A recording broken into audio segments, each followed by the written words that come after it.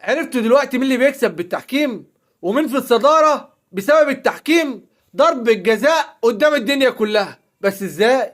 عبد العزيز السيد قاعد على الفار، ما ينفعش احسب ضرب الجزاء على نادي الزمالك.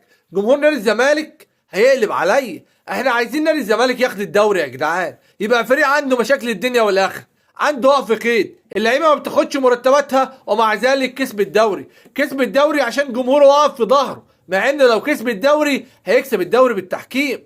عرفت دلوقتي مين اللي بيكسب بالتحكيم؟ نادي الزمالك. وعايزين يلبسوها للنادي الاهلي ويقولوا لك اصل النادي الاهلي بيكسب بالتحكيم، مع ان النادي الاهلي اكتر فريق متضرر من التحكيم.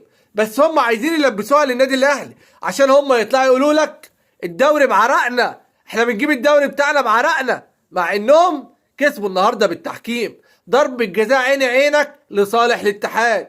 شفتها ولا ما شفتهاش؟ بتاعت قفشه اللي ردت من العارضه في ايد محمد اسماعيل، بس عبد العزيز السيد عمل نفسه مش شايف حاجه، لان عبد العزيز السيد عايز نادي الزمالك يكسب عشان يقولوا كسب بدعم جمهوره. بس باذن الله التقيل جاي، وبرضه مش هتاخدوا الدوري لانكم هتلعبوا مع النادي الاهلي، وباذن الله الدوري في الجزيره بعرقنا مش بالتحكيم.